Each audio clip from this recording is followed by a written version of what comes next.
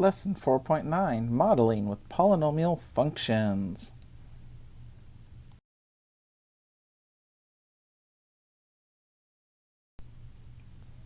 Several ways we can model, which means come up with the equation from points. So we're going to have points, we're going to get the equation of the polynomial. So one way is if we're given the x-intercepts in one point. So what you do is you write the function as factors with a written in front of it. So like this, y equals a, x minus p, x minus q. P and q are the x-intercepts. Then you plug in some other point for your x and y, and you solve for a, then you can write out your function. For example, the x-intercepts are -2, 1, and 3. Our other point is 0, 2. So it'd be y equals a, x minus -2, x minus 1, and x minus 3.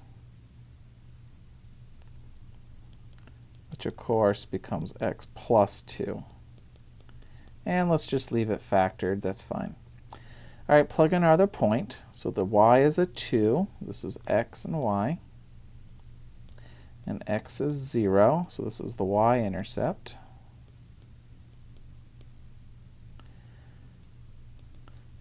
So on the right side we have 2 times -1 is -2, times -3 is 6, so that'd be a 6 times a. So a appears to be 1/3. So we can write our answer. 1/3 x plus 2, x minus 1, x minus 3. Just taking that equation and putting the a in it. If the x-intercepts are not given, you have to decide which degree you have. And you can do that by showing the nth order differences are non-zero and constant. So what you do is you find the values of the function for equally spaced intervals, like x, 1, 2, 3, 4, 5. What are the y values? Find the differences. The difference means you subtract the y values. And you'll probably have to do the differences of those, and maybe the differences of those. And you repeat that until they're all the same value. The number of times you subtract is the degree. For example, this function is degree 3. So the third order differences should be constant. By third order means the third level of subtracting. So start by making a table, and I'm going to make it horizontally. And I'm going to pick 0, 1, 2, 3, 4, and 5 for the x. When I plug those into the calculator, I get these y values.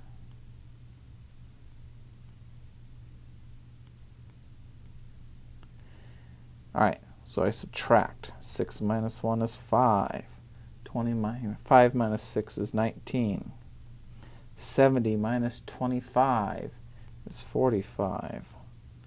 153 minus 70 is 83.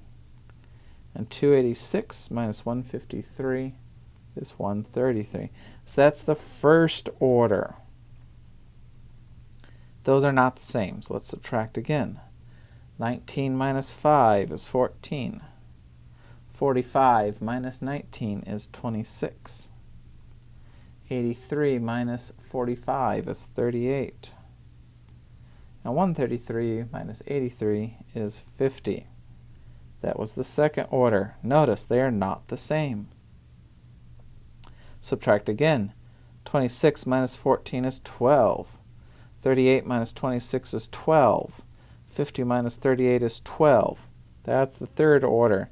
Notice they are all the same, which means it is degree 3. Of course, which we already knew. But let's say all you had was the points but not the equation. Now you would know that it was degree 3. So we're going to use that to find a model given several points. So you find the degree of the function by doing those finite differences. The degree is the order of the constant non-zero finite differences. So like in that last problem, it would be the third order, or degree 3. Write your standard basic form of the function. Use some method to find a, b, c, and d. Your normal graphing calculator can do linear, quadratic, cubic, or quartic regressions. So that's degree 1, degree 2, degree 3, and degree 4. So if you put your points in, ask your calculator to find whichever regression you need, it'll give you the model. But you still must do the finite differences to know what model to use. Because you use the wrong model, you get the wrong answer.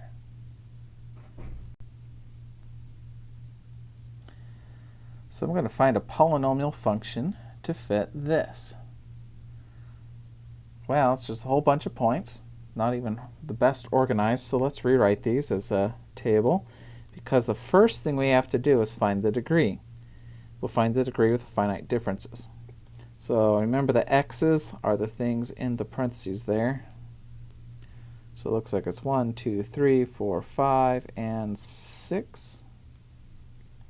The y values are what are the f of x's, so that's the -2, the 2, the 12, the 28, the 50, and the 78.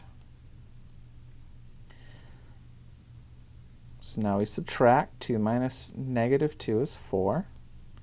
12 minus 2 is 10. 28 minus 12 is 16.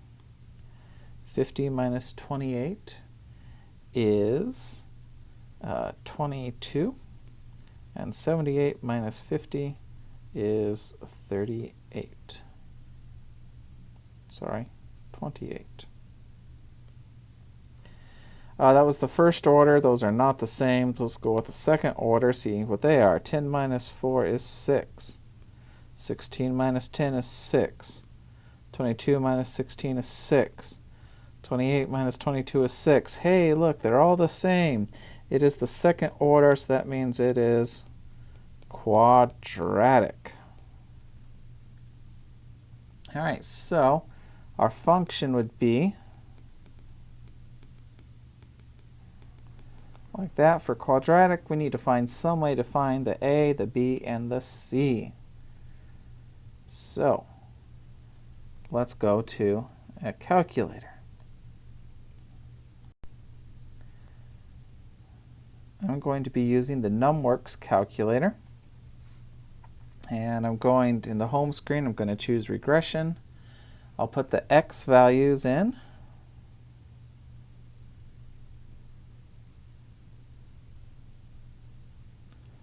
And then I need to put the y values in.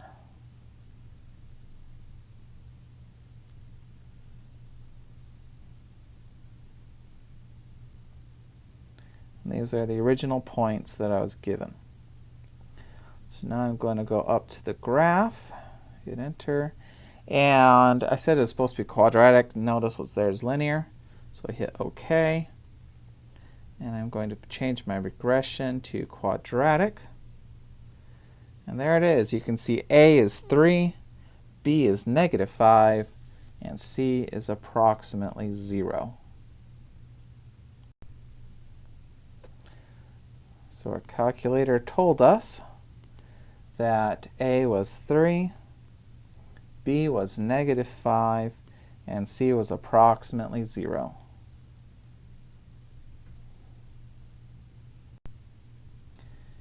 Here are the instructions for finding a regression on a TI-84 graphing calculator. Hit Stat and select Edit. Clear any of your lists and then enter the X's in list 1 and the Y's in list 2. Push Stat again. Go over sideways to Calc and down to the regression of your choice. You're going to have a little pop-up window. Your X list should be L1. Your Y list should be L2. Your frequency list you should leave blank. To store the regression so you can see the graph, you're going to hit the variables button, the Y variables, over to function, select y1. Hit calculate, and it'll read your answer.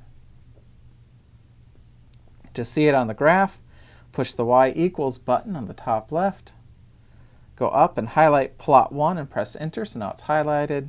Press graph and you should see your, you probably will have to do zoom stat. Press zoom and then go down to zoom stat. And it should show you your points and the best fitting regression.